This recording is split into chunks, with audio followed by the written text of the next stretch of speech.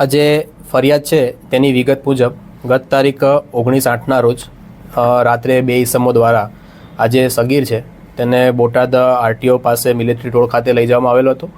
અને ત્યાં તેણે ચોરી કરી છે તેમ કહી અને પોલીસને બોલાવવામાં આવેલી હતી, જેમાં પોલીસ કર્મચારીએ જગ્યા ઉપર જઈ અને ત્યારબાદ આ સગીરને પોલીસ સ્ટેશન ખાતે લઈ આવેલા હતા અને ફરિયાદની હકીકત મુજબ ત્યારબાદ તેને ડી સ્ટાફની ઓફિસમાં લઈ જઈ અને મારવામાં આવ્યો હોય તેવી હકીકત ફરિયાદમાં જણાવવામાં આવેલ છે। આ બનાવની ગંભીરતા ધ્યાને આવતા તરત જ બોટાદ પોલીસ અધિક્ષક દ્વારા આ સગીરને કયા કારણોસર પોલીસ સ્ટેશન લવાયેલ છે તે અંગે ઇન્ક્વાયરી આપવામાં આવી હતી અને ખૂબ ગંભીરતાથી તપાસ કરવામાં આવી હતી, જેમાં ભોગ બનનાર પોતે સગીર વયનો હોવાથી તાત્કાલિક તેનું પોતે આપેલી મેડિકલ હિસ્ટ્રી મુજબ નિવેદન પણ નોંધવામાં આવ્યું હતું અને આ નિવેદનમાં પ્રથમ જે સ્ટેટમેન્ટ છે તેમાં પોલીસની સારવાર વિશે કે અન્ય કોઈ બાબતે આ સગીર દ્વારા કોઈ આક્ષેપો કરવામાં આવેલ ન હતા। ત્યારબાદ આ સગીર દ્વારા પોલીસ વિરુદ્ધ આક્ષેપો કરવામાં આવતા હોય આ બનાવમાં સંપૂર્ણપણે સત્યતાથી તપાસ થાય તે હેતુસર બોટાદ પોલીસ દ્વારા ફરિયાદ દાખલ કરવામાં આવી છે, જે તેની વાલીની હાજરીમાં દાખલ કરવામાં આવી છે,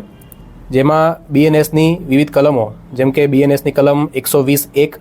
127(8) તથા જુવેનાઇલ જસ્ટિસ એક્ટની કલમ 75, જેમાં